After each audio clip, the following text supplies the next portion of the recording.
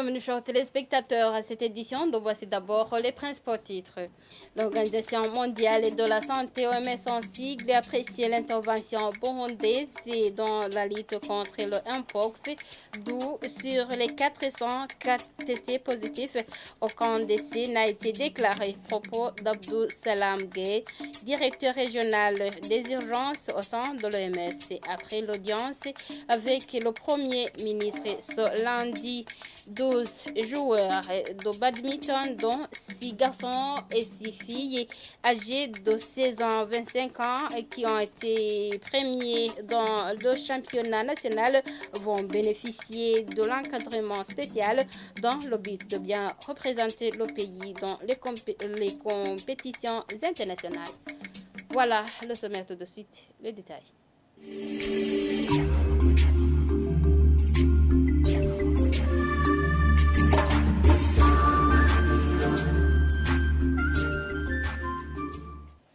Page santé pour commencer ce journal. L'Organisation mondiale de la santé, OMS en sigle, apprécie l'intervention burundaise dans la lutte contre le Mpox, d'où sur les 400 cas testés positifs, aucun décès n'a été déclaré. Cela a été dit par Abdou Salam Gay, directeur général des urgences au sein de l'OMS, après l'audience avec le Premier ministre ce lundi, tout en soulignant que pour que l'épidémie soit toujours contrôlée, il faut un système de surveillance rapide permettant de détecter facilement les cas. Il a interpellé toutefois les compagnies qui ont la capacité de fabriquer des traitements d'accélérer, suivez-les. Nous avons d'abord apprécié l'intervention de la République de Burundi en ce qui concerne cette épidémie. Le pays a répondu de façon rapide et de façon transparente. On fait une déclaration de l'épidémie et jusqu'à présent, tous les cas ont été déclarés au niveau de l'Organisation mondiale de la santé conformément au règlement sanitaire international. Le pays aussi travaille à soulager ceux qui sont malades. Sur les presque 400 personnes qui ont été testées positives, on n'a pas eu un seul cas de décès, ce qui est exceptionnel. Nous saluons aussi l'aspect multisectoriel de l'intervention burundaise qui regroupe non seulement le ministère de la Santé, mais beaucoup d'autres ministères au sein du gouvernement. L'engagement du gouvernement burundais à donner aussi de l'argent au niveau de la réponse a été remarqué par l'Organisation mondiale de la santé. L'Organisation mondiale de la santé a déclaré l'épidémie de Mpox comme une urgence sanitaire de portée internationale, ce qui signifie que ceux qui ont la capacité d'aider les pays qui en ont besoin doivent se déclarer. Cela signifie aussi que les compagnies qui ont la capacité de fabriquer des traitements, des diagnostics et des vaccins doivent accélérer le processus. Cela signifie aussi que les chercheurs qui en savent quelque chose, même si ce n'est pas encore publié, doivent s'approcher de l'Organisation mondiale de la santé pour le dire. Jusqu'à présent, on a eu une mobilisation de la communauté internationale pour aider tous les pays qui sont les plus concernés. On sait que pour cette épidémie, et pour le moment, c'est la République démocratique du Congo et le Burundi qui ont le plus besoin. Et ce n'est pas les vaccins seulement qui peuvent aider à arrêter l'épidémie. Pour arrêter cette épidémie, ce qu'on a besoin, c'est de faire un système de surveillance qui nous permet de détecter très rapidement les cas, de les isoler pour qu'ils ne le transmettent pas à d'autres. On doit aussi avoir les capacités de traiter les cas. Aujourd'hui, tous les cas qui ont été recensés au Burundi sont en train d'être traités. Il faut aussi une communication vraie à la population pour leur dire ce qui est en train de se faire et comment ils peuvent faire pour se protéger. La page éducation à présent, certains habitants de la capitale de Bujumbura trouvent que le manque d'enseignants, de livres et bons pupitres qui s'observent sur certains établissements scolaires publics fait que les élèves reçoivent une éducation qui n'est pas de qualité. Au moment où la rentrée scolaire va bientôt commencer, ces personnes demandent au gouvernement de fournir plus d'efforts pour résoudre ces problèmes qui s'observent sur certains établissements afin que la prochaine année scolaire se passe bien. Suivez-les. Amashure Dans certaines écoles, les élèves sont très nombreux. Ils peuvent s'asseoir étant à 5 sur un banc pupitre, comme le cas d'une école qui se trouvait près de chez nous. Dans le cas où ils sont nombreux, ce n'est pas facile pour eux de lire les livres. Le professeur ne peut pas tous les suivre. Il y en a qui rentrent ainsi à cause de son nombre. Dans ce cas alors, il y a un enfant qui n'est jamais suivi. L'année peut s'écouler ainsi et il échoue, faute de suivi alors qu'il aurait pu réussir.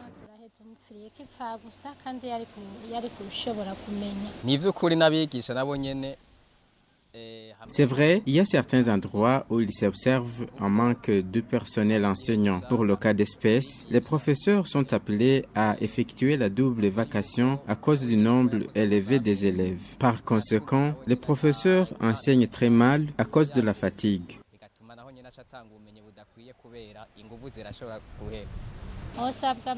Il faut construire beaucoup d'écoles dans les quartiers pour qu'on puisse avoir accès à une école après une marche de 20 minutes au maximum. C'est nécessaire qu'on augmente les bancs pupitres pour que les élèves suivent les cours étant bien assis. Car s'ils sont à 4 ou 5 sur un banc, ils dérangent et ne suivent pas bien les cours. Même le nombre de professeurs devrait être augmenté. L'autre chose que je suggère, c'est de revoir les prix des cahiers, ainsi que les livres. Qu'ils revoient à la baisse les prix des cahiers, car les gens n'ont pas les mêmes moyens. Les enfants des démunis risquent d'abandonner l'école, faute de matériel. Du matériel médical et scolaire ainsi que les semences de maïs sélectionnées et des fertilisants ont une valeur d'à peu près 13 millions ont été distribués aux familles vulnérables de la colline et commune Matongo de la province Kayanza ce samedi par les natifs aux familles vulnérables. Gabriel Rufiri, qui a représenté ces natifs, a indiqué que cette aide s'inscrit dans le cadre de développement durable.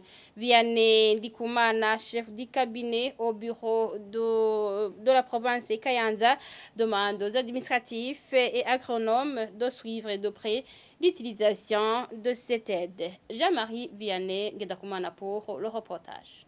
Nous sommes sur la sous-colline Bukiranzuki se trouva dans la colline et commune Matongo de la province Kayanza où les natifs de cette colline ont distribué ce samedi une aide composée de matériel médicaux et scolaires ainsi que des semences sélectionnées et des fertilisants aux familles vulnérables. Gabriel Rufiri, qui a représenté ces natifs de Matongo, a indiqué que cet acte ne s'inscrit pas dans le cadre politique mais plutôt il précise que cela a été fait dans le but de la cohésion sociale et la promotion du développement durable. Celle de Vote Niyuhire, directrice du centre de santé Banga, se trouva dans cette commune Matongo. L'une des bénéficiaires se réjouit de cette action louable. Elle indique que ces équipements médicaux octroyés par ces natifs de Matongo à ce centre de santé vont contribuer à l'amélioration du bien-être des patients. Vianney Dikoumana, chef de cabinet au bureau du gouverneur de Kayanza, exhorte les bénéficiaires d'utiliser cette aide dans le but de franchir un pas dans le processus du développement durable. Elle appelle en outre les administratifs et les agronomes de suivre de près l'utilisation de cette aide. Cette aide que les natifs de la colline Matongo ont distribuée aux familles vulnérables de cette localité a une valeur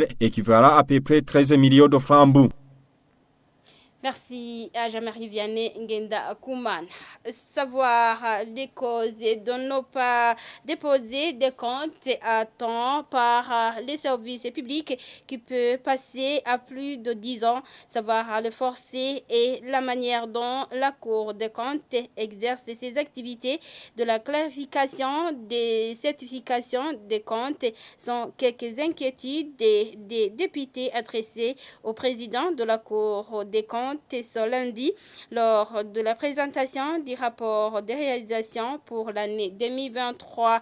Générose Kiago, président de la Cour des comptes, a précisé qu'au mois d'octobre est prévue une rencontre avec des différentes institutions pour échanger sur la façon de travailler afin de voir comment présenter les rapports à temps.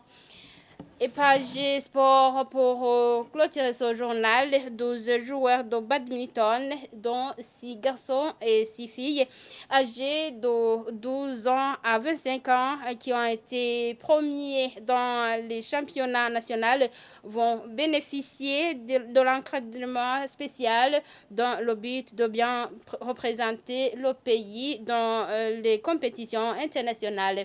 Lors de la clôture de ce championnat, dimanche, François Ndondo, président de la Fédération burundaise de la badminton, a indiqué qu'ils vont augmenter les compétitions dans le but d'accroître le niveau de joueurs. Suivez-le.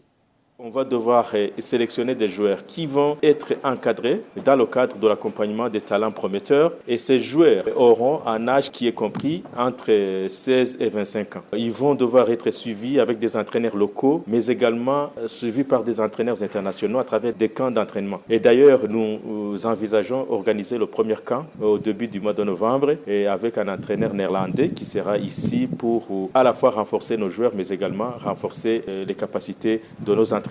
Nous comptons effectivement organiser aussi des mini-tournois qui devront tenir compte des résultats du championnat national. Ce championnat national va nous servir d'avoir une base de données des joueurs qui devront participer dans les mini-tournois semestriels que nous allons devoir organiser. Et quel est l'effectif des badistes qui ont pu se présenter dans ce championnat national? Nous avons essayé de sélectionner pour que l'on puisse, n'est-ce pas, avoir un effectif gérable, mais on s'est rendu compte que à un certain moment, on allait peut-être ôter à certains badistes l'opportunité de se mesurer aux autres. Nous les avons laissés et on s'est rendu compte que l'effectif des participants à ce championnat national qui s'est déroulé pendant 3 jours était de 96 joueurs. Vous comprenez qu'il y avait beaucoup de matchs qui ont été disputés. En moyenne, je dirais que chaque joueur a joué au moins 10 matchs. Et voilà, chers téléspectateurs, c'est par ici que nous mettons un point final à cette édition. Merci de l'avoir suivi. Au revoir.